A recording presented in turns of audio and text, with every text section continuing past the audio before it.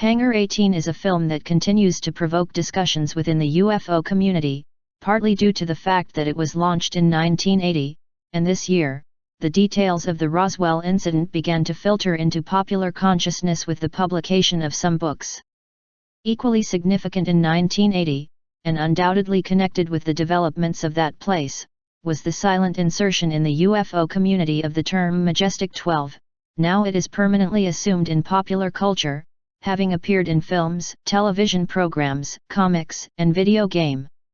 Hangar 18 begins, as we said before, in the orbit of the Earth while NASA prepares to launch a satellite under the watchful eye of the U.S. military. In the same way that the satellite launches from the space shuttle, it collides with a UFO, killing a NASA astronaut in the launch bay. This is attested by the other shuttle crew, our heroes Bancroft and Price, played by Gary Collins and James Hampton. Upon their return to Earth, men seek answers, but they soon realize that their government has instigated a cover-up, and that they are also being kept in the dark. We learned that, after the collision in orbit, the UFO made a controlled landing in the Arizona desert, where it was captured by the U.S. Army. The ship is soon transported to Hangar 18, of superior secrecy, where it is studied by NASA scientists, led by Darren McGavin. On board the ship, scientists make a series of surprising discoveries. The alien pilots, although dead, are not physically damaged and have an almost human appearance. The scientists conclude that the aliens visited Earth in ancient times, that they were seen as gods, that they mixed with the women of Earth and that they initiated human life as we know it today. A human woman is also on board the ship in stasis. When the doctors remove her, the woman wakes up in a state of terror. We assume that she is abducted. In the ship's data files, scientists find glyphs similar to those used by ancient civilizations on Earth. Scientists also discover extensive aerial surveillance images of Earth's power plants, military bases, and major cities. Apparently, the aliens had been actively interested in our technological capabilities. Meanwhile, Bancroft and Price are persecuted in their search for the truth and are targeted by the government for murder. Price dies, but Bancroft survives and finally finds his way to Hangar 18 and aboard the alien ship. Around this point, NASA scientists finally decipher the alien glyphs, which indicate that the beings were planning to return to Earth en masse in the near future. Before all this information has the opportunity to sink, government agents carry a remote-controlled jet full of explosives to Hangar 18, with the aim of killing all those involved in the cover-up, permanently burying the secret. However, without the knowledge of the government's assault squad, several of NASA's scientists, as well as Bancroft, are inside the alien craft when the suspension bursts.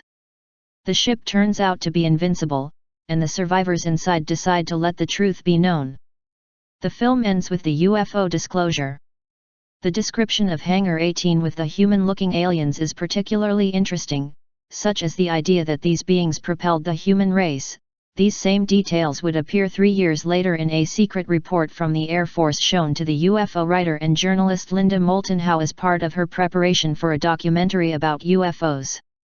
On April 9, 1983, during a meeting at Kirtland Air Force Base in New Mexico, Richard Doty, Special Investigations Officer of the Air Force, presented Howe with a document whose cover read, "Informational document for the President of the United States of America on the issue of unidentified air vehicles, UAV." Doty told Howe that he would read the document at the request of his superiors, but he emphasized that he was forbidden to take the document with him and to take notes of any kind. The document of great weight detailed many aspects of the UFO phenomenon and included a list of accidents/recoveries of flying saucers. The list included 2 separate incidents near the Roswell region in 1947, and another in 1949, which resulted in the capture of a live extraterrestrial that was taken to Los Alamos National Laboratories. Apparently, the being was held captive before he died of unknown causes in 1952. Other accidents listed in the document include the locations of Aztec in New Mexico, Kingman in Arizona, and Laredo in Texas. Most striking to Howe was a paragraph that said the aliens had manipulated DNA into a kind of evolving primates to create Homo sapiens. Elsewhere in the document it was noted that the aliens had created a being on Earth whose purpose was to teach humans about love and nonviolence. Howe was amazed. "We're talking about Jesus Christ," he told Doty, who said nothing in response, but who, he says, looked deeply uncomfortable. On the other hand, the author and researcher Mike Cleland has pointed out that the parallels between the content of Hangar 18 and the report shown to Linda Moulton Howe are so striking that the document that Howe saw could very well have been written by the character of Darren McGavin from what he learned in the movie. In addition, Cleland says, "We have a journalist, Linda M., who received a secret document from the Air Force in 1983, the conclusion is that they, the officials, wanted this information to float to the public. 3 years earlier, we have the movie Hangar 18 floating the same information under the guise of an action movie." Conclusions? The Mormon connection with the Hangar 18. Sun Classic Pictures was established as a company run by Mormons, with Raylan Jensen as its first president. Many of the writers, producers, and studio directors were also Mormons, including Robert Starling and Charles E. Sellier. The biggest credits for Sun Pictures were the Bermuda Triangle and Hangar 18. It makes sense that a film studio run by Mormons shows interest in UFOs.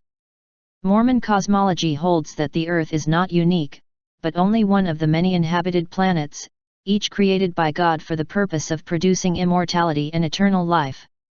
Mormon leaders have taught that the inhabitants of these planets are almost identical in appearance to humans, just as the alien beings in Hangar 18 are extremely human. Also worthy of mention in this discussion is Kolob, a celestial body described in the Mormon scriptures as a star, but which is generally considered by Mormons to be a planet. It is said to be the closest place in the universe to the throne of God. In the context of science fiction, the popular television series Battlestar Galactica, 1978–1979 and 2004–2009, incorporates many Mormon cosmological beliefs into its general narrative. This is because the creator of the program, Glenn Larson, was himself a Mormon. In the television series, the planet Kobol, unlike Kolob, is the birthplace of the human race where the lords of Kobol are considered sacred.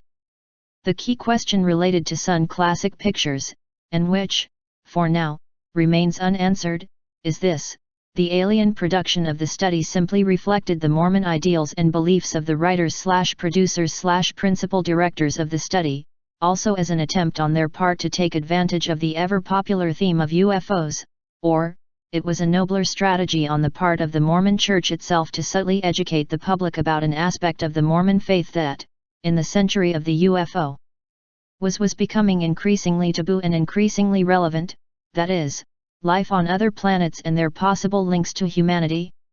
Whatever the truth behind their production, Hangar 18 is still a fascinating and entertaining film, a must for any UFO conspiracy fan who appreciates. What do you think about it?